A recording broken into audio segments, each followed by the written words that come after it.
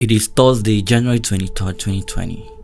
Portuguese police stationed in Lisbon have just been notified of a disturbing incident in one of the neighborhoods in the city. On arrival at the scene, the police found a body in the garage. Further examination revealed the identity of the corpse. It is Nuno Ribeiro da Cunha. After several checks and examination of the crime scene, the police confirmed what most people had feared. This was a suicide. No foul play involved. But who was this guy and why would he kill himself? You see, a few days before his untimely death on the 19th of January 2020, the International Consortium of Investigative Journalists had published a detailed report on how a certain daughter of former Angolan President Jose Eduardo dos Santos forged her way into becoming Africa's richest woman, with a fortune of over $2 billion, all at the expense of the Angolan people. This report is based on a major leak of 715,000 confidential documents, some of which we have managed to get our hands on. Within those documents was the name Nuno Ribeiro da Cunha.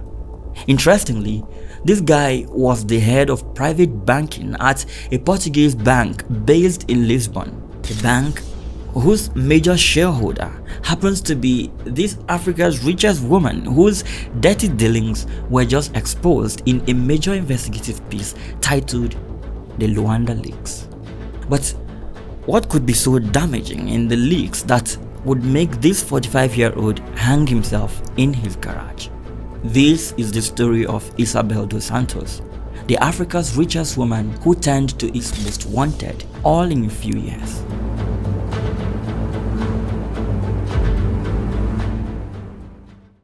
It began in November 1975. Shortly after gaining independence from Portugal, Angola slipped into a long and brutal civil war. Antonio Agostinho Neto, leader of the People's Movement for the Liberation of Angola, became the country's first president in November 1975. However, soon after his party took control of Luanda, fighting broke out with the opposition party about who should control the country's major oil fields. This happened deep in the middle of the Cold War, and the United States and the Soviet Union couldn't just pass on the opportunity to take sides. Soon enough, UNITA, known as the National Union for the Total Independence of Angola, was receiving arms and support from the United States, while the Soviets backed the ruling MPLA. This war was so horrible that a United Nations Special Envoy would later describe it as the worst war in the world. By 1976, thousands of Portuguese settlers had fled Angola.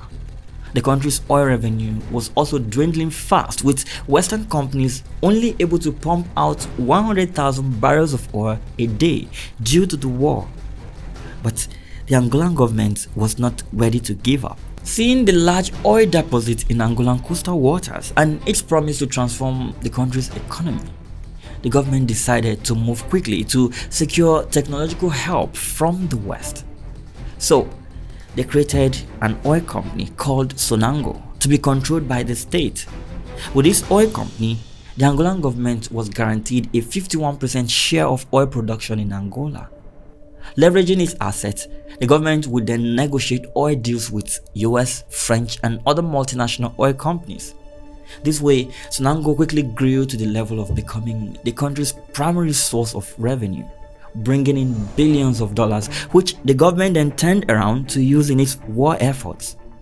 Needless to add that these badly needed dollars also enriched the country's leaders, who used corrupt means to build a fortune while dealing directly with these multinational oil companies. Soon enough, Sonangol began acquiring stakes in other sectors of the Angolan economy. They went into banking, real estate, health, education, transportation, and even telecommunication. This national oil company soon had joint ventures in Australia, China, and the United States. But the growth and increase in fortune didn't end this war. By September of 1979, Antonio Neto, the president of Angola, died of cancer and was succeeded by this guy, Jose Eduardo dos Santos. The reign of dos Santos saw a 15-month ceasefire in the civil war. The period was used to conduct the first election in Angola. But when the UNITA leader, Jonas Savimbi, saw that he had lost the election to dos Santos, he cried foul and resumed the war efforts. Now, while Eduardo dos Santos was at home in Angola fighting to keep his presidency, his daughter, whom he had given birth to in 1973 while studying in Azerbaijan, was rounding up her degree program in King's College London. She would later win a job as a project manager on a major government-funded sanitation project in Luanda. And here was where her watch began. In 1997, a certain Rui Barata, owner of a small beachside bar and restaurant in Luanda, was having issues with health inspectors and taxmen. To protect his business, he decided to partner with a 24-year-old president's daughter whose name could open doors for him. And here comes Isabel dos Santos. The restaurant thrived, making her first foray into business a successful one. From here, Isabel and her father would go on to build her business empire brick by brick, although more with a pen. Seeing her success with the Luanda beachside bar and restaurant, Eduardo dos Santos wanted to seize control of Angola's diamond mines.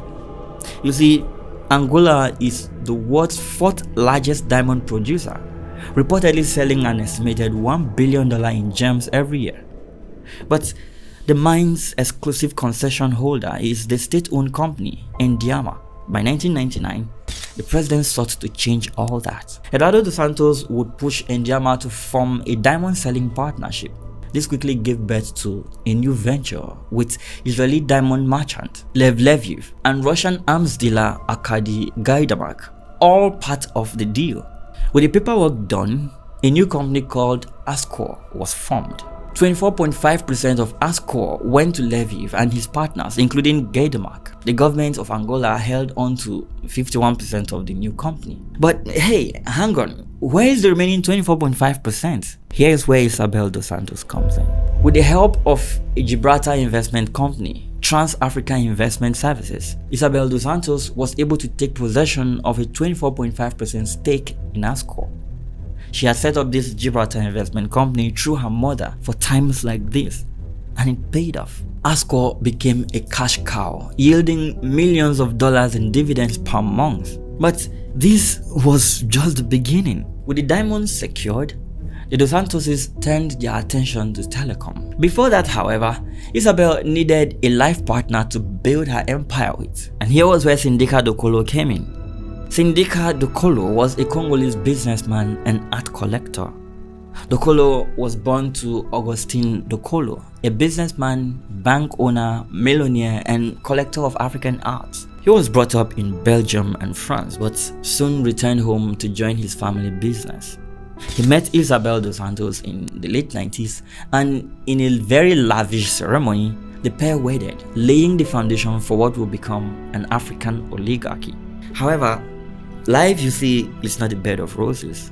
As you build life with love, you need to find a way to secure the bag, just to make sure the honeymoon lasts as long as possible. This, you see, is a daunting task, but when you have a father who is a president, sometimes it is even easier than anyone can imagine. In 1997, President dos Santos issued a decree stating that the government must undertake a public bidding process for new telecom licenses. However, 2 years later, the president would go on to prove that some animals are in fact more equal than others when he issued yet another decree stating that the government could grant such a license without a public tender as long as the grantee was a joint venture with the state. After making the law that would aid his state capture, dos Santos and his ministers granted a company called Unitel the right to be the first private mobile telephony operator in the country. But there's a catch. This license was granted on the condition that President dos Santos would have the sole power to approve the project and to decide on the shareholding structure of the company, since it involved state funds. With this trick, President dos Santos assigned 25% stake in this new venture to Sonangol, the state-owned oil company.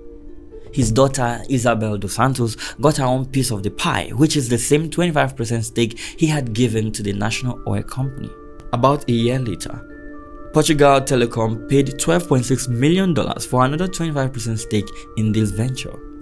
Unitel would later amass over 9 million subscribers as one of the only 2 mobile phone networks in Angola. As the company grew, Isabel's share grew with it to more than $1 billion.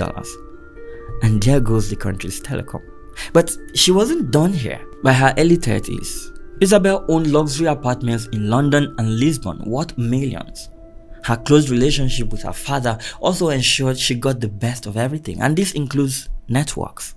As Isabel dos Santos diversified her portfolio, she knew it was necessary to do it with powerful forces in her circle. Her father's connections opened doors to one of her most important business relationships, Portuguese billionaire Americo Amorim.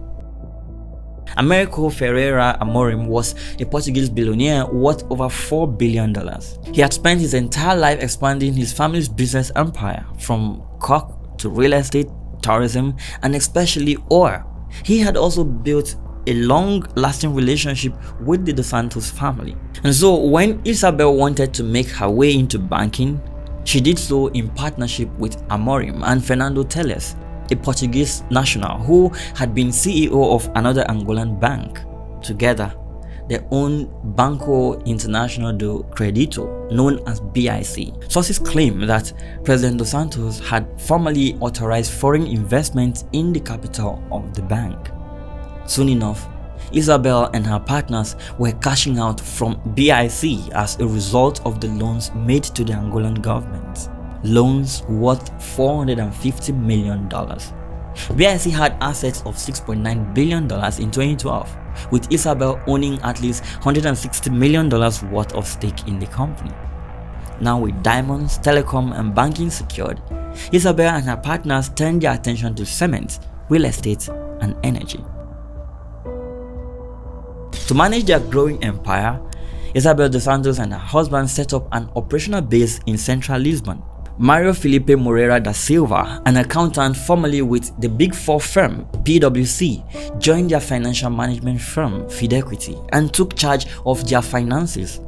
Silva, who was named one of the country's most powerful people by a Portuguese news channel, would become a key advisor and troubleshooter for the couple. For legal work, Isabel turned to Jorge Prito Pereira, a prominent legal scholar who at the time was a partner with the powerhouse Lisbon-based law firm PLMJ. Now with the squad complete, Amorim and Sonangol closed a deal in 2005 that would give the couple a valuable stake in an energy company at a bargain. The Portuguese billionaire and Sonangol formed an investment firm, Amorim Energia BV, which then bought a third of Portugal's high-flying energy company GAP Energia. The Amorim Sonangol joint venture named Isabel's husband Docolo to its board. Dos Santos had significant influence on the company, according to a confidential report on her holdings prepared by her financial advisors. About a year later, Sonangol sold 40% of his stake in this joint venture to Isabel's husband's Swiss company, Exim Holding AG. The purchase price was said to be around $99 million. But when Isabel's husband couldn't come up with the money, Sonangol said, "Hey, don't worry, you can have it all for nothing. Just promise to pay back the loan some other time, eh?" The national oil company agreed to lend Exim most of the money needed to complete the sale, receiving just about $15 million upfront. Sonangol didn't explain why it agreed to sell the stake in the lucrative joint venture to the then president's son-in-law, but the deal made him $800 million richer. Having amassed a fortune with her father's connection, Isabel and her team began the process of setting up shell companies in many tax havens, including Malta. Here is a copy of the 2015 pitch written by Dos Santos' lawyers at PLMJ, explaining how, by incorporating a company in Malta, a client can start a business and collect dividends, interest, and royalties without having to pay withholding taxes. This document was included in the Luanda Leaks released by ICIJ. The team would go on to hire PwC's Malta office to audit company accounts. The team also engaged an all-star local crew including a former chief executive of the Malta Financial Services Authority and a former member of parliament to serve as directors for Dos Santos' shell companies. According to leaked documents, Dos Santos and her husband used a Maltese shell company, Atoll Limited, to buy a $55 million apartment in Monte Carlo. The 7,600 square foot property was on the 6th floor of a luxurious complex named La Petite Afrique, overlooking the Mediterranean Sea. In 2010, the Colo incorporated 2 Malta companies to acquire a controlling stake in struggling Swiss luxury jeweler called the Griscono. But the interesting part of this deal was his business partner, who is none other than Angola's diamond trading agency, Sodium, which co-owned the Maltese entities. The Colo's idea was to create a company that would control Angola's diamond industry from mining to polishing to retail. Leaked documents reveal that Sodium helped finance the acquisition and loaned the jewelry company more than $120 million in total. The Colo, who was said to have invested his own funds in the jewelry company, had, quote, full control of the management, according to a draft shareholder agreement in the leaked documents. In an interview, the Colo justified his use of offshore jurisdictions, claiming it was a business necessity. Their empires of shell companies grew steadily, and by March 2013, they had created or invested in at least 94 companies in 19 different countries. That month, Isabel dos Santos was named to Forbes' World Billionaires list. Among the people listed, she was the youngest from Africa and Africa's only woman. By the time she turned 40, Dos Santos had accumulated more shareholdings in media, banking, energy, retail, and more. The empire had also grown to more than 400 companies and subsidiaries in 41 different countries, including at least 94 in places like Malta, Mauritius, and Hong Kong. These companies bought up assets such as high-priced real estate in London and Lisbon and purchased stakes in other businesses, including the jewelry company we talked about earlier. But for this to happen, she had a team of Western business advisors who were willing and helped her launder this ill-gotten wealth to set up companies, audited accounts, and even suggested ways to avoid paying taxes. Some of these companies included respected firms like PwC and Boston Consulting Group, 2 companies that together earned more than $5.6 million between 2010 and 2017 for services rendered to Dos Santos and her husband. And even after many around the world started catching on to the tricks of the Dos Santos family, these consultants and accounting firms continued helping the family to launder their wealth. But how did it all come crashing down? As all of these were happening, President Eduardo dos Santos, who was nearing the end of his time in office, still wanted more control of Angola's wealth. So in 2016, he named his daughter head of the country's oil company, Sonangol. About a year later in 2017, Eduardo dos Santos brought to an end his 38-year reign as Angola's president. His departure saw the house of cards come crashing behind him as well. At the end of her father's reign, Isabel dos Santos was faced with reality for the first time in her life when the new president, João Lourenço, decided to fire her from the country's oil company and started looking into a possible corruption scandal involving the family. And here was when the can of worms was really exposed. On the 30th of December 2019, the Luanda Provincial Court ordered the preventive seizure of the personal bank accounts of Dos Santos, her husband Sindica do Colo, and Mario Felipe Moreira, later da Silva. According to the Attorney General's office, the 3 business people entered into deals with the Angolan state through the companies Sodium, a public diamond sales company, and Sonangol, the state oil company.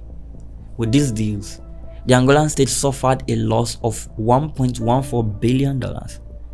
The court produced a document showing that the assets and many others owned by Dos Santos had been acquired using funds from 2 state-owned companies. The court also ordered the seizure of her stake in local companies including Unitel and Banco de Fomento Angola. 2 weeks later, the Angolan government announced it had prepared the legal battle to confiscate dos Santos' assets in Portugal.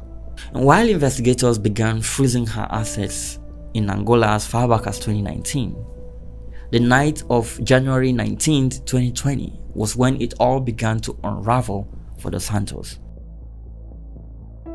The International Consortium of Investigative Journalists published a report based on these documents you are looking at right now. The Luanda Leaks documents were provided to ICIJ by the Platform to Protect Whistleblowers in Africa. Amongst the documents are emails, corporate memos, minutes from secret meetings, MOUs, loan agreements, deeds, public contracts, invoices, tax advice, and tax returns that exposes the true nature of Isabel's business empire built on sharp sand.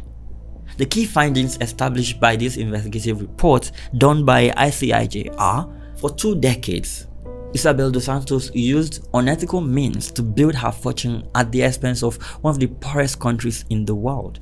With the help of her father, who was president for 38 years, Isabel acquired more than 400 companies and subsidiaries in 41 different countries.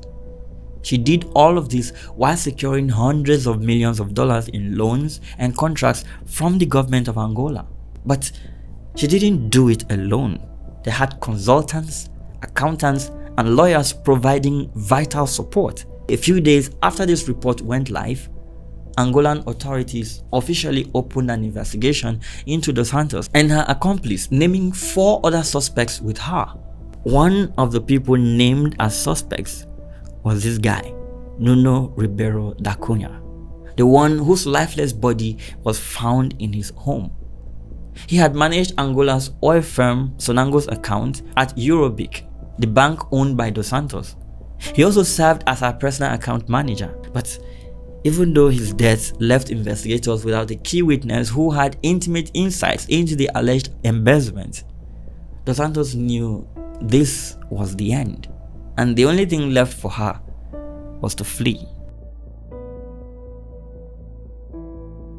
With Interpol confirming a red notice for her arrest, the once sought after richest woman in Africa suddenly became a fugitive. By December 2021, the US State Department barred dos Santos and her immediate family from entering the United States, citing, quote, significant corruption by misappropriating public funds for her personal benefit. She was also dropped from Forbes magazine's list in January 2021 after the freezing of her assets in Angola, Portugal, and Netherlands.